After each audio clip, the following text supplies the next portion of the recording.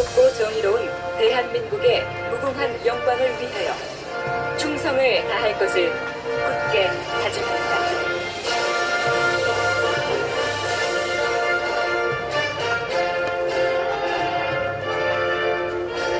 대한민국 국민이여 안녕하십니까. 속보 제4보 국가언론의 서신 200호 시류는 어떻게 흐르는가. 2006년 김승규 국정원장은 1심의 간첩단 사건을 미적미적 끌고 있던 대공수사국장을 해임하고 뼛속까지 대공이 전문인 정통요원을 임명하여 전폭적인 힘을 실어주었다.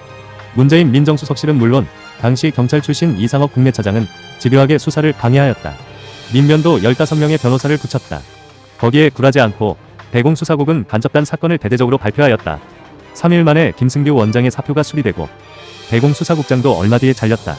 그 1심회에 잔당들이 청주에 빠리를 튼 것을 국정원이 박근혜 대통령 때부터 포착하고 집요하게 추적한 것이 근본 F3-5 반대 일당 청주 지역 노동단체 출신 간첩단 사건이다. 문재인 캠프에서 일했던 이들은 중국과 캄보디아에서 북한 측과 접촉하고 공작금 2만 불도 받았다. 지하 조직을 만들라는 지령문과 실천 보고서는 물론 김정은 체제에 충성을 맹세한 혈서 서yan문이 수록된 USB와 이메일도 압수되었다. 대공수사국은 똘똘 뭉쳤다. 관건은 원장의 결단이었다. 박지원은 해방전국 위조 집회 사건의 정판사 박낙종 사장은 조부가 아니라는 사실까지 밝히며 간첩은 잡아야 한다고 철저한 수사를 지시했다. 수사관들은 부담없이 국보법의 회합, 통신제는 물론 목적 수행 간첩제 조항까지 모두 다 적용했다. 애국심으로 장뼈가 굵어온 간첩잡이들 사이에서 퍼져나온 말이니 믿는 차원에서 말이지만 국보법을 폐지하자는 좌파 속에서 박지원이 문재인과 김정은의 눈치를 안 보고 순정부품 간첩을 잡아 발표한 것은 제2의 윤석열과 최재형이라 아니할 수 없는 바 정권 말기 시류의 흐름이 아무래도 미심쩍다. 김정은도 아니고 김여정 한마디에 북치고 장구친 게 어제 오늘의 일은 아니다. 한미연합훈련을 하겠노라며 55만 명분의 코로나 백신까지 얻어왔으면서도 김여정이 훈련 없애라라고 한마디 하였더니 호떡집 불난 거 마냥 난리가 났다. 2002년 4월 이해창 후보 측이 최규선으로부터 20만 불을 받았다고 폭로하여 명예훼손 혐의로 유죄 선고를 받았던 서른이 앞장섰다. 검역원 의원 74명의 서명을 받아 한미연합훈련 연기를 요구하는 성명을 낸 것이다. 내일의 이적재 후보감들이다. 보고할 게 있다며 국회 정보위를 소집해서 북한 상층부의 생필품인 고급 양주와 사치품이 부족하니 도와줘야 한다고. 호들갑을 떨었던 박지원도 김여정의 훈련 중단 요구는 무언가 더 좋은 것을 주려는 암시임에 틀림없다는 듯 서른을 거들었다. 뭐 하자는 건지 모르겠다. 평시에 땀 흘려야 전시에 피 흘리지 않는다. 라며 한미연합훈련의 중단을 우려한 전 주한미군 사령관의 발언을 듣고도 국군 통수권자인 문재인은 국방부 장관 서욱에게 알아서 하라는 투로 여러 가지를 고려해서 신중하게 협의하라라고 특기인 유체이탈 화법을 또 한 번 썼다. 이런 판국의 문재인 정권이 언론 징벌법으로 파시시트의 길을 가고 있다느니 대통령 잘못 뽑으면 국민이 서럽다느니 하는 윤평중과 강찬석 따위들의 칼럼이 조선일보에 실렸는데 있다가 말았다. 우화가 치밀었기 때문이다. 그래, 이게 곱하기더라.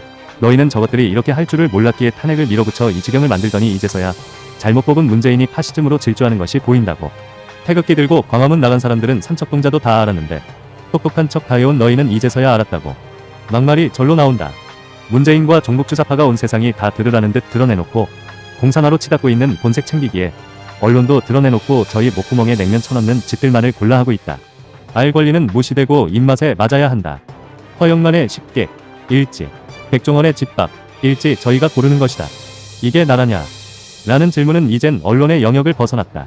함께 망가뜨리고 있으니 물을 자격이 없다는 말이다.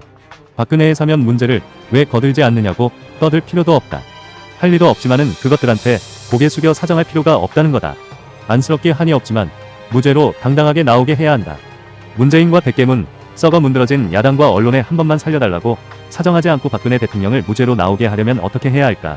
그것은 탄핵 당시 성견지명으로 지금을 예측하고 태극기를 들어서 불시에 극우가 된 태극기 세력이 할 수 있는 일이다. 사람들은 시류에 따라 산다. 꺼림직한 것은 알지만 그래야 안심이 되기 때문이다. 민주주의의 원천 또한 그렇다. 1891년 에아델로스 섬의 고대 유적과 유물의 출토로 밝혀진 그리스에서도 민주주의는 먹물먹은 계층이 만든 안을 시민집회에서 가결하는 형식이었다. 히틀러도 죽을 때까지 독일 국민의 사랑을 받았다. 게르만족이 최고라는 설탕물을 주고 민주주의 절차를 밟아 일을 했기 때문이다. 김일성도 엘리트 황장엽에게 주체 사상을 만들게 해 북한 주민 전체가 참여한 인민민주주의 회의에서 가결했다. 마찬가지로 태극기 세력이 그 시류를 만들어 어쩔 수 없이 따라오도록 하면 된다. 문재인이 그토록 두려워하는 게 광화문 집회다. 거기에서 시류가 만들어지기 때문이다. 그 거대한 시류로 문재인을 감옥에 보내고 박근혜는 무죄로 나온다. 거기에 더하여 설날 애국가를 사절까지 부른 최재형가의 시류까지 흐르게 된다면 누가 감히 막을 수 있겠는가. 그 이후 백이사의 모든 행위는 시류에 따를 뿐인 것이 된다. 그렇기 때문에 일단은 근본 8.15의 광화문에 나갈 수 있는 용기가 필요하다. 용기랄 것도 없다. 마스크를 쓰고 법대로 하는 거다. 그것조차 하지 않으면서 뒤에서만 궁시렁 대는 것은 할 짓이 아니다. 나는 가리로다 광화문에 하얀 모자에 까만 마스크, 태극기 휘날리며 광화문에 가리로다. 2021년 8월 8일. 그날 우리는 시류를 만듭니다. 옮겨온 글. 택시 가봉이냐 TV. 구독과 좋아요 눌러주시면 영상 제작에 큰 힘이 됩니다. 감사합니다.